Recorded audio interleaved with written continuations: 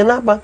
Karena kita seringkali di rumah lain, di jalan lain, di mimbar lain, dalam pergaulan lain. Jadi kita menjadi orang yang lain-lain. Lalu kita pun diri di mana? Kita siapa? Yang mengaku sebagai anak-anak Tuhan. Mestinya jangan munafik.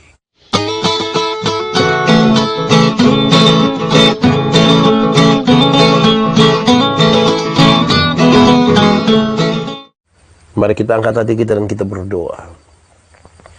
Ya Tuhan Allah kami, Bapa pengasih dan penyayang. Terima kasih banyak bahwa di malam yang mestinya kami beristirahat, Tuhan masih siap waktu sedikit bagi kami untuk kami mendengarkan dan merenungkan firman-Mu. Tuhan tolong kami, supaya firman ini menjadi pelita bagi kaki kami dan terang bagi jalan kami. Diberkatilah semua jemaat Facebook yang mengikutinya. Dari semua tempat di seluruh Indonesia, maka yang ada dari berbagai-bagai negara yang telah mengikuti siaran ini. Terberkatilah mereka di dalam nama Tuhan, dan biarlah itu akan menjadi bagian yang menuntun kami terus dalam pemberitaan firman. Terima kasih banyak ya Bapa. Tolong jauhkan semua penggoda pencobaan. Biar dalam damai sejahtera-Mu kami belajar firman Tuhan. Kami rindu pada firman-Mu. Berfirmanlah bagi kami Tuhan, di dalam nama Yesus firman yang hidup itu kami berdoa. Amin. Bapak Ibu Saudara-saudara yang dikasihi dalam Tuhan Yesus, dalam sukacita kita malam hari ini, saya ingin mengajak kita membaca kembali bagian ini. Ini salah satu permintaan yang ingin saya penuhi malam hari ini.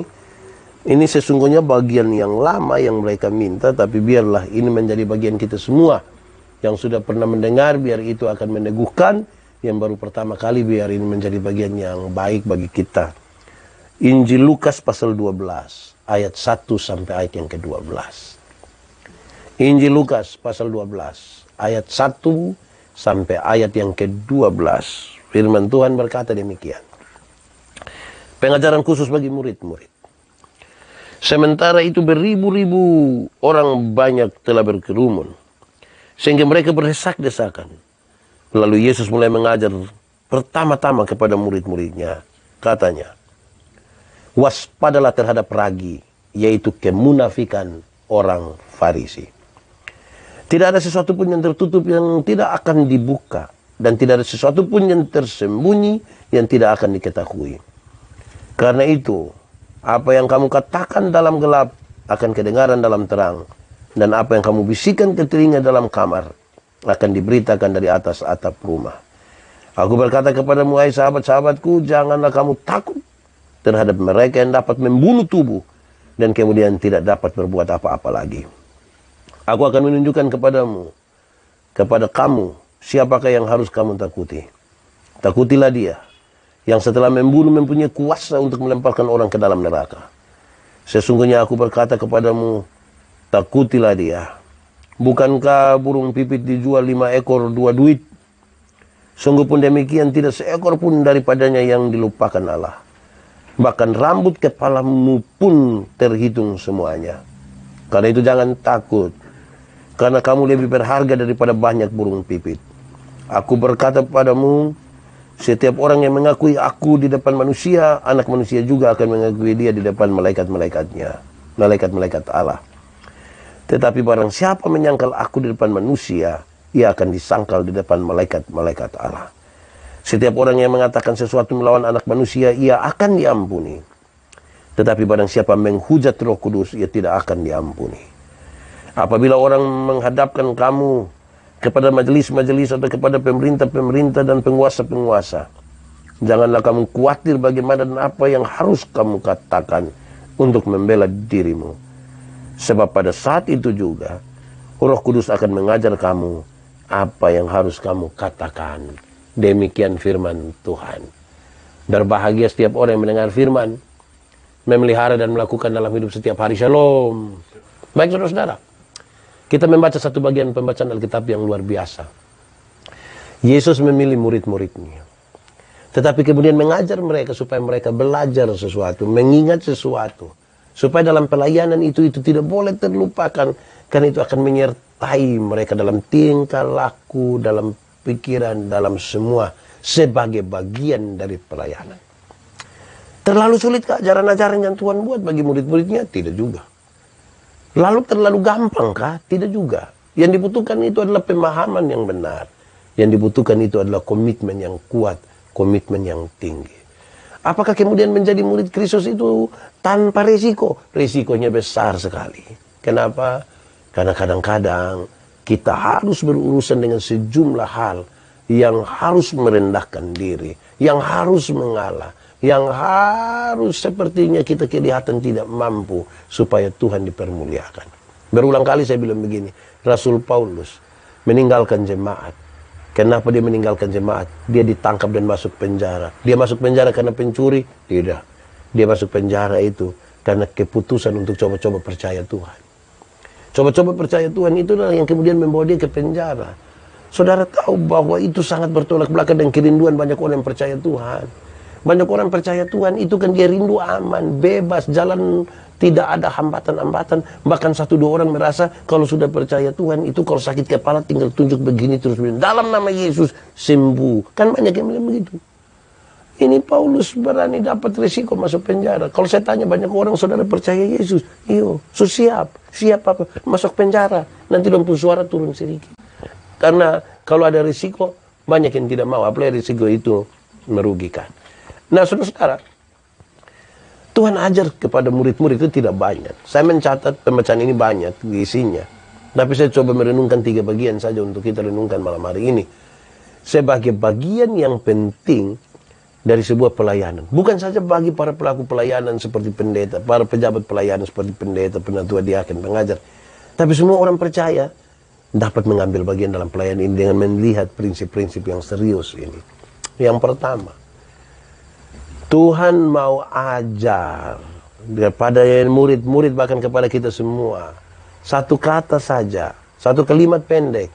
Jangan munafik. Saudara tahu munafik kok? Kalau saudara tahu, coba angkat tangan yang munafik. Weh, tidak ada. Saya rasa ini kita orang tidak munafik. Munafik itu apa? Munafik itu di muka baik sekali, di belakang jahat sekali. Itu dia pun nama apa? Munafik. Munafik itu di muka omong lain, di belakang bikin lain. Coba saudara bayangkan satu orang yang di muka omong lain, di belakang bikin lain. Coba saudara sebut ame di pun nama. Tidak apa-apa. Supaya saudara ingat bahwa munafik itu sesungguhnya tidak baik. Orang sebut kita di mana-mana. Memang munafik itu tidak baik. Harusnya saudara-saudara jadi orang itu orang yang betul-betul jujur, realistis, dan tidak munafik. Saudara tahu, Yesus ajar, jangan munafik. Tapi bukan ini yang Yesus maksud. Lebih sedikit. Yesus bilang begini, hati-hatilah terhadap kemunafikan. Dia bilang waspadalah. Waspadalah. Waspada itu berarti berhati-hatilah, berjaga-jagalah, berawas-awaslah. Berhati-hati toh, tahu. Sudah berhati-hati. Bang Napi bilang, waspadalah, waspadalah. Kejahatan timbul bukan hanya karena ada niat pelaku, tetapi juga karena ada kesempatan. Yesus waktu bilang waspadalah, bukan sekedar itu. Dia masuk sedikit. Waspadalah terhadap kemunafikan. Waspadalah kepada orang yang omong lain, bikin lain. Karena di muka dia bisa baik sekali. Di belakang dia bisa jahat sekali. Di muka dia bisa bicara tentang nama Tuhan. Tapi ternyata dia bisa jahat sekali. Mari kita lihat, ternyata bukan itu juga yang Yesus maksud. Masuk sedikit lebih dalam. Yesus bilang, waspadalah terhadap kemunafikan orang Farisi. Waspadalah kalau orang Farisi yang munafik. Saya mau ambil lurus-lurus saja. Siapakah Farisi? Farisi itu pemimpin agama. Pemimpin agama Yahudi. Mereka tahu persis Alkitab. Ajaran-ajaran mereka tahu. 10 hukum mereka tahu. Bukan sekedar tahu. Mereka lakukan. Bukan saja 10 hukum. 10 hukum dijabarkan jadi 613 pasal. Mereka lakukan. 613 pasal masih dijabarkan lagi dalam ribuan tata aturan hidup tiap-tiap hari. Tuhan Yesus bilang, hati-hatilah kalau manusia model begini yang munafik. Kalau orang yang tidak tahu gereja, orang yang tidak tahu berdoa bahwa dia munafik, ya kita masih bisa sapu dada sedikit. Tapi yang tiap hari urus gereja, sedikit-sedikit bilang, Tuhan Yesus tolong. Sedikit-sedikit bilang, darah Yesus berkuasa. Kalau yang model begini, yang munafik, ini yang Tuhan bilang, waspadalah. Coba periksa kita pun diri, jangan sampai kita munafik. Kita kelihatan baik saja di depan, tapi kita sesungguhnya hancur di belakang. Bahwa kalau itu kelemahan kita, mari kita datang kepada Tuhan. Tuh tidak ada yang orang yang sempurna juga di dalam dunia ini, tidak ada. Tetapi itu bukan alasan untuk kita tidak bisa menjadi lebih baik. Tapi jangan pakai alasan bahwa semua manusia berdosa itu untuk kita melegitimasi semua hal yang salah itu menjadi benar. Kemunafikan ini bermasalah, saudara. Bayangkan kalau kita punya istri munafik. Hamba-hamba Tuhan su munafik lagi. Istri munafik lagi. Suami munafik lagi. Anak-anak munafik lagi. Kita pun nama apa? Keluarga munafik. Lama-lama kita bikin arisan munafik. Ada yang mau ikut arisan munafik? Hati-hatilah terhadap kemunafikan Farisi. Supaya jangan sampai kita bisa berkata-kata tentang Tuhan, tapi kita tidak menghidupinya. Tentang firman kita bisa mengkhotbahkannya, tapi kita tidak hidup di dalam firman. Itu kemunafikan. Saya bicara di mana-mana. Mau tahu pendeta-pendeta baik. Mau tahu pimpinan persekutuan doa baik. Mau tahu itu para pelaku pelayanan dong baik atau tidak. Jangan tunggu waktu dorang berkhotbah. Jangan tunggu waktu berkhotbah. Itu baik semua. Tapi copi tinggal dan don di dompu rumah. 2 minggu sabapa. Nanti di rumah itu kan yang asli keluar tuh. Jangan sampai ke orang alor dong akan bilang, bah, pendeta juga begitu. Itu dia masalah. Kenapa? Karena kita seringkali di rumah lain, di jalan lain, di mimbar lain, dalam pergaulan lain. Jadi kita menjadi orang yang lain-lain. Lalu kita pun diri di mana? Kita siapa? Yang mengaku sebagai anak-anak Tuhan. Mestinya jangan munafik. Kalau salah, katakan salah saja. Kalau benar, katakan benar. Kalau ya, katakan ya. Tidak, katakan tidak. Jangan munafik. Banyak orang ketika kita mau ambil keputusan, di muka untuk setuju, dia juga setuju. Tapi di belakang dia protes paling banyak. Betul. Saudara pernah lihat manusia model begitu? Nah, itu dia masalah. Mari kita belajar terbuka toh, supaya kita tidak kelihatan munafik. Saudara-saudara, ini menjadi catatan penting bagi kita. Kalau kita hidup dalam kemunafikan, kita menjadi orang yang tertekan.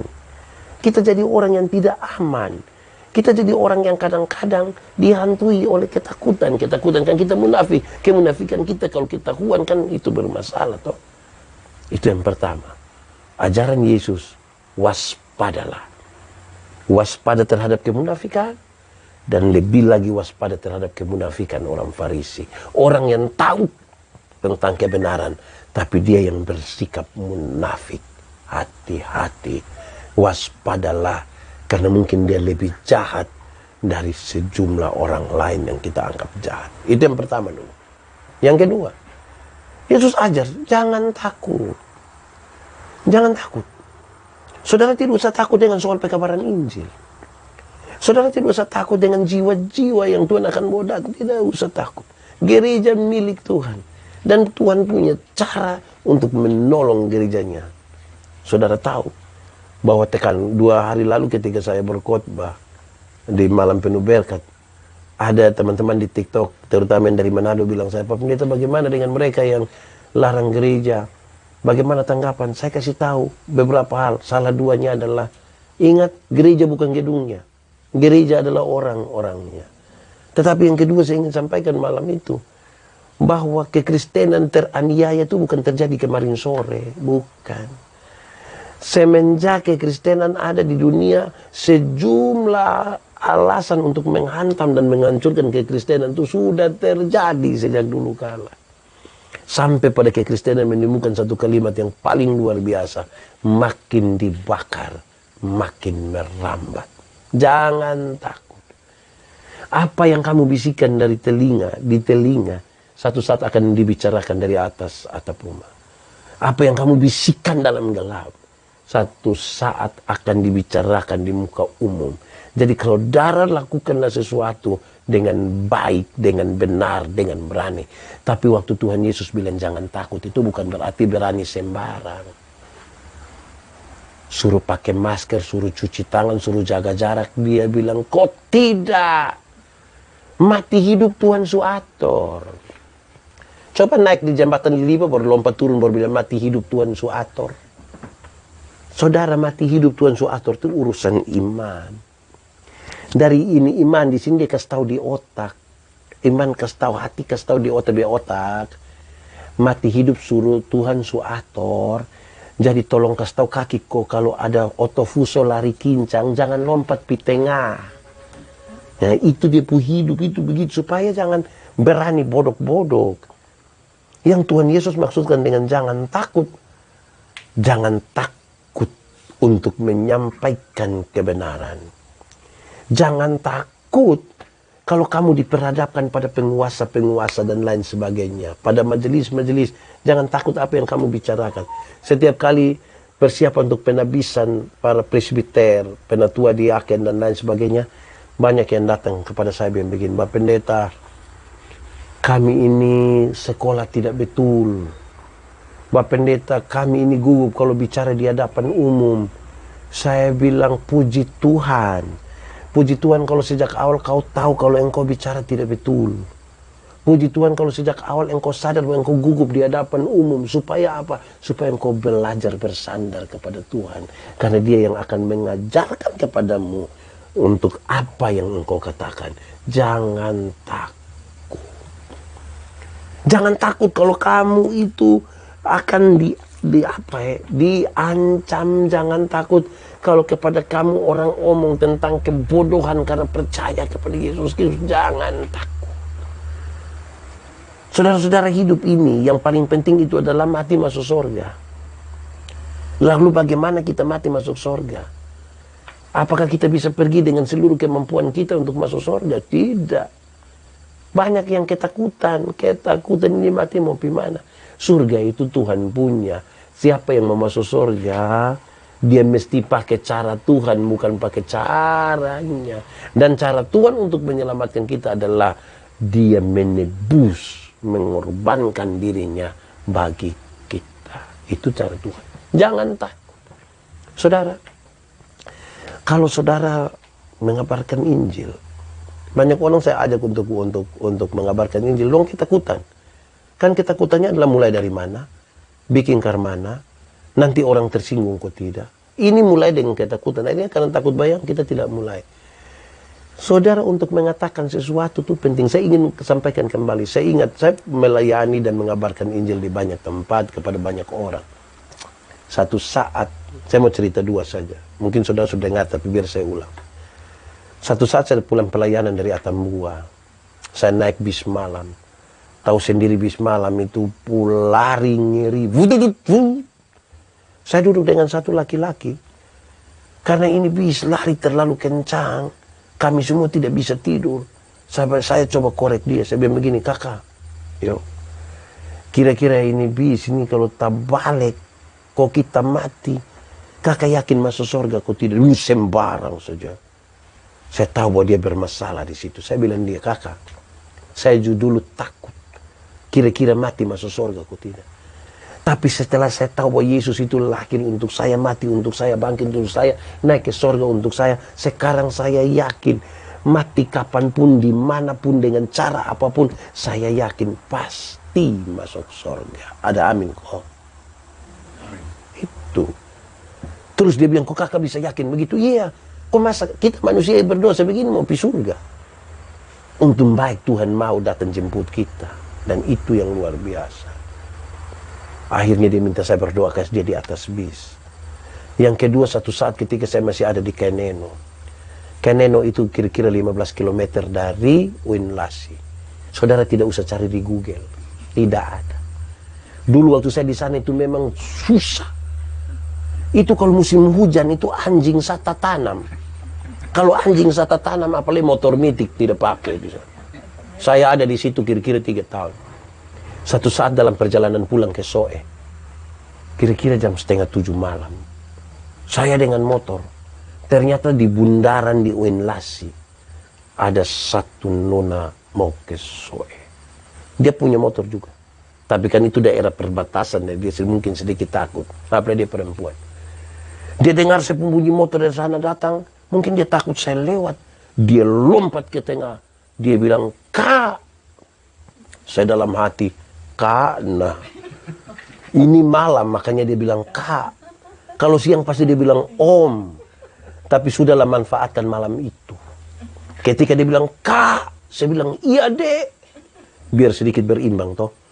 Tidak mungkin dia semangat bilang, "Kak." Terus saya bilang, "Omong, Deng." Kan itu tidak sopan. Langsung dia bilang begini, "Kakak mau pisau, Iya. Boleh kita sama-sama?" Saya bilang, "Kenapa tidak?" Kami dua jalan sama-sama. Saya ambil kiri, dia sedikit di tengah. 3 kilometer kira-kira kami sampai Kie. Ada orang bawa motor lari kencang dari dia pun belakang. Datang hampir serempet dia. Saya tahu bahwa dia kaget dan dia marah. Ini orang lari hilang di jauh sana. Saya bilang dia begini, "Non, kira-kira itu laki-laki tadi yang bawa motor itu kalau celaka kau mati, kira-kira dia masuk surga kau tidak?" Ini Nona bilang, "Yang macam begitu itu tidak masuk, yang macam begitu itu tidak masuk." Terus saya bilang begini, "Tapi kalau Nona yang celaka kau mati, kira-kira masuk surga kau tidak?" Dia bilang, "Tahulah ini." Saya bilang, kita boleh klaim semua orang tidak masuk surga, tapi kita sendiri tidak yakin masuk surga. Lantas saya bilang di dia, "Non, kakak dulu begitu. Kakak takut kalau mati masuk di mana. Tapi waktu kakak tahu bahwa Tuhan itu lahir untuk kakak, bangkit untuk kakak, mati naik ke surga untuk kakak. Kakak tahu sekarang bahwa mati kapanpun, dimanapun, dengan cara apapun, kakak yakin pasti masuk surga." Dia bilang, "Kok kakak bisa yakin begitu?" "Iya. Kok Tuhan yang kasih yang besar datang mau menyelamatkan kita, nah." Dia bilang, "Kalau begitu, kakak tolong berdoa kasih saya." Kami dua berdoa di atas motor sambil jalan. Tapi kami dua tidak tutup mata. Sebab berani kami dua tutup mata. Selesai malam itu. Tapi saya hanya mau kasih tahu poinnya adalah, jangan takut untuk menyampaikan itu. Kadang-kadang kita takut bayangan.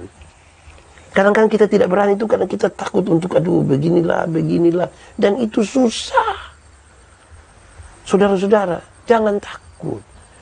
Pembacaan tadi bilang begini, burung pipit dijual 2 duit. 5 ekor 2 duit. Duit itu mata uang paling kecil di zaman dulu. Kalau sampai 5 ekor 2 duit berarti ini burung pemurah tidak ada 2. Tapi Tuhan bilang jangan takut karena rambut di kepalamu pun terhitung semuanya.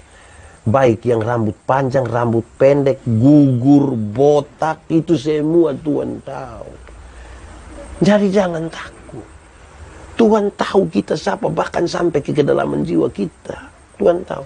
Jangan takut. Waktu Tuhan bilang jangan takut, waktu Tuhan bilang jangan takut, bukan berarti dia bilang kita akan hilang dari rasa takut. Bukan itu. Bukan sebuah keadaan tanpa rasa takut. Tapi pesan yang paling utama Tuhan mau kasih tahu bilang begini.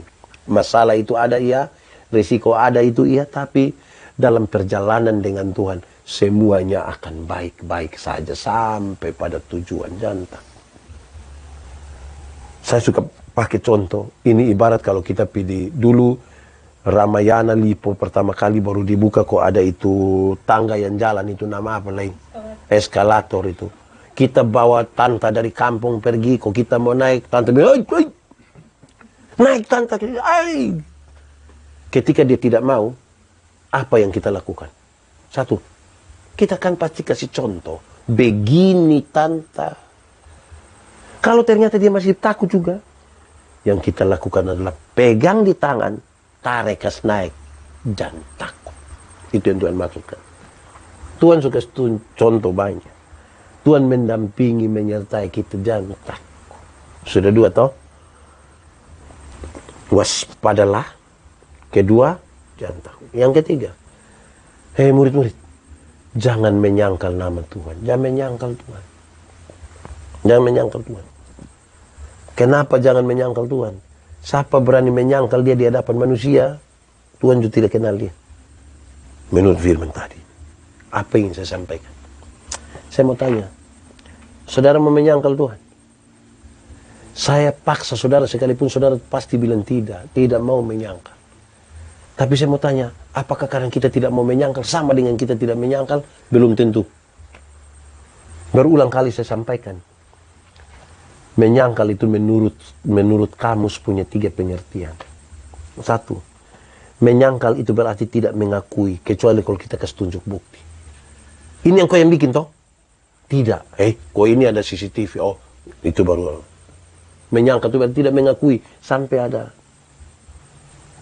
Iblis datang, kalau engkau anak Allah, rupa batu ini jadi roti supaya engkau makan.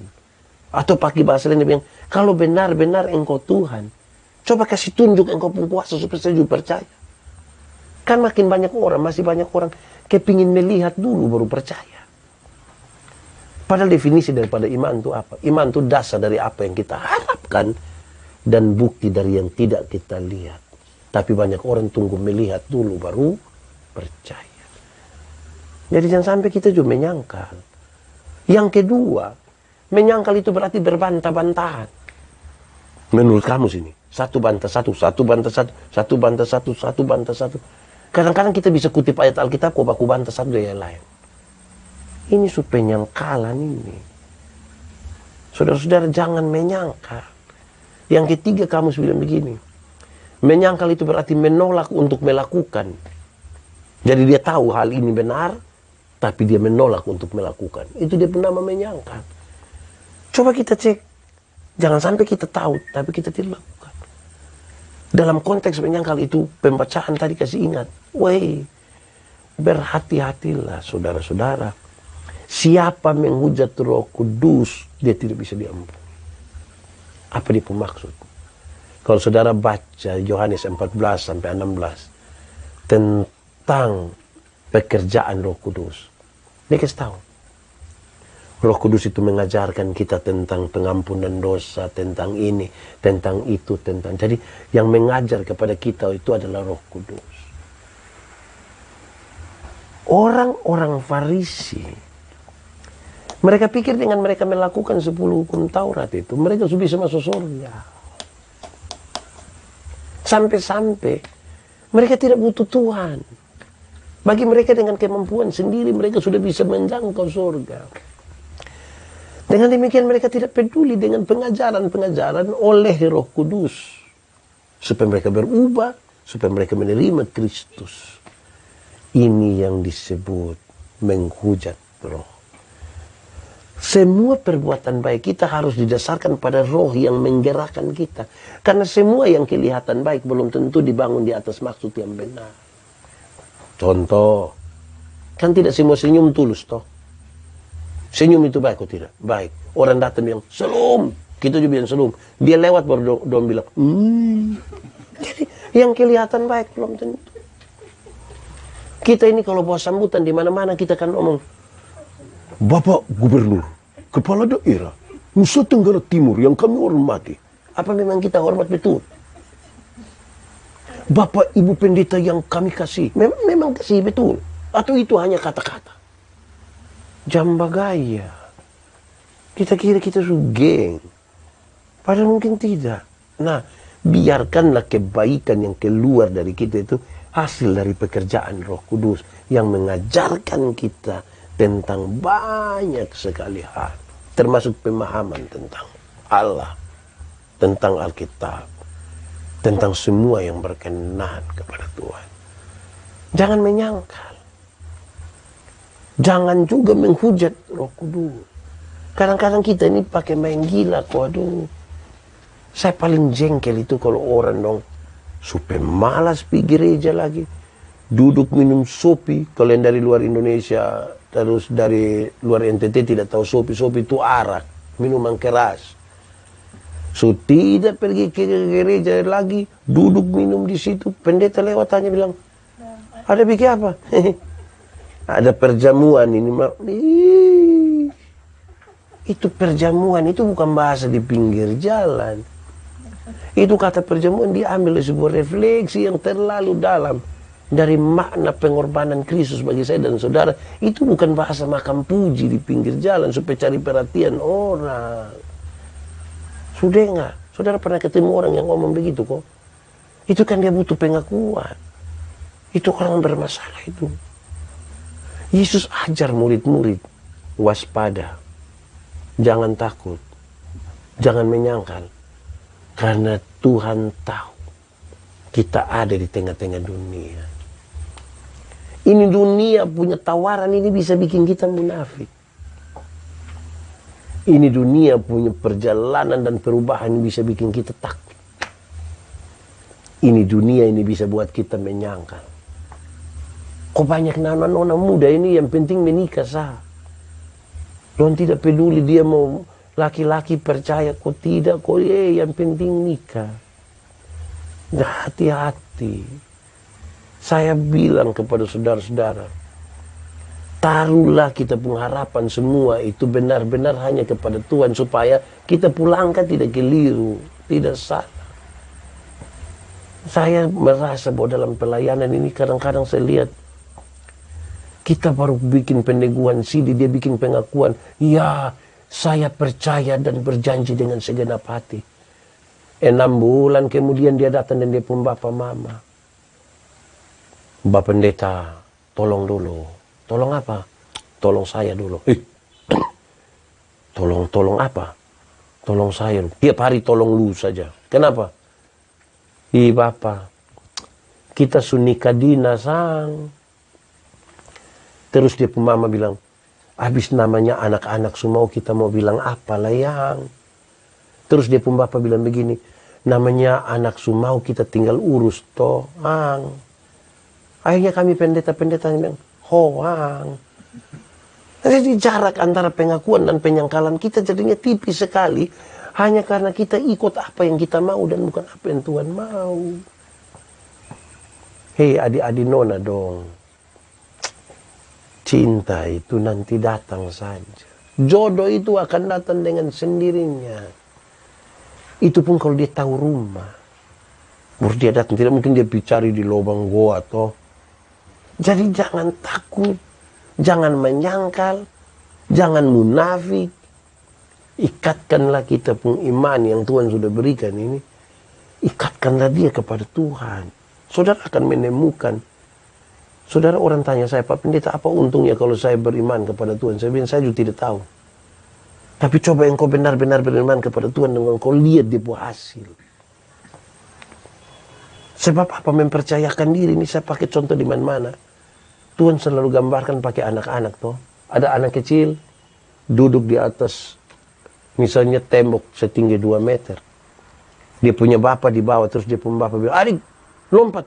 Itu anak lompat ke tidak? Lompat. Kenapa? Dia tahu dia pembapak tidak mungkin mencelakakan dia. Dia mempercayakan diri pada pembapak. Tapi coba sekarang suruh dia pemama yang naik.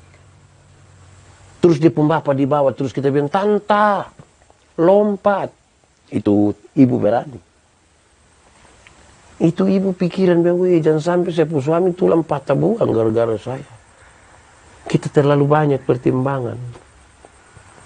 Mempercayakan diri kepada Tuhan itu penting.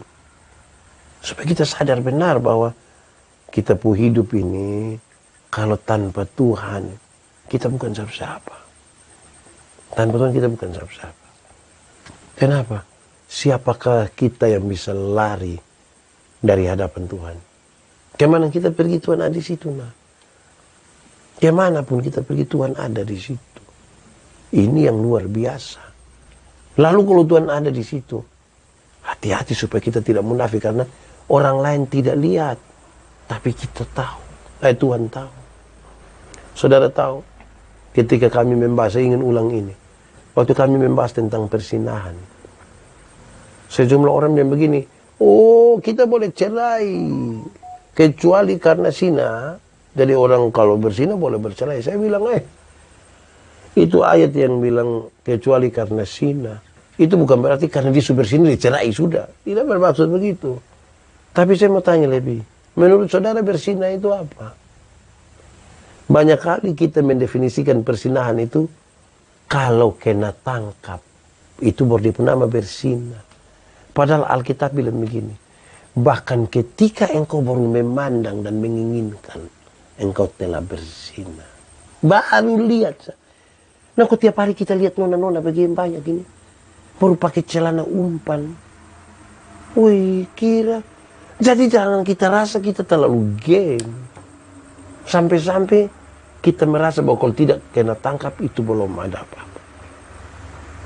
Saudara-saudara, Tuhan mau mengajar kepada murid-murid, kepada kita semua, supaya kita sadar akan sesuatu yang penting sekali.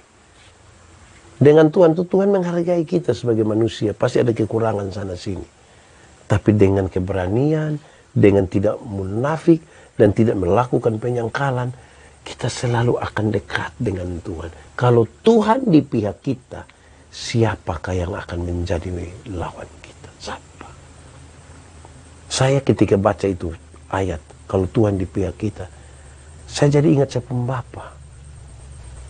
Masih kecil itu kalau saya jalan dengan saya pun Bapa itu saya rasa kayak mau korek semua orang. Tapi kalau saya jalan sendiri saya gugup. Jadi ini memberi gambaran. Kalau Tuhan ada bersama-sama dengan kita, mestinya kita hidup dalam keberanian. Bukan tanpa takut. Nah, bagi saudara-saudara yang sementara ada dalam persoalan hari ini, keluarga, rumah tangga, masalah masa depan, pekerjaan, jodoh, cinta, lain-lain. Mari kita belajar menyandarkan hidup kita kepada Tuhan. Saudara yang sementara bergumul dengan kesehatan, bergumul dengan hal-hal sebagai risiko-risiko, misalnya korupsi dan lain sebagainya. Mari kita lebih realistis terhadap itu persoalan dan kita taruh semuanya kembali kepada Tuhan. Kita baku dukung dalam doa. Saya dapat banyak sekali messenger, WA dan lain sebagainya untuk mendukung teman-teman dalam doa. Saya dapatnya kita satu hati untuk itu. Jangan takut. Kita datang kepada Tuhan. Bersama-sama dalam keyakinan Tuhan menyertai kita.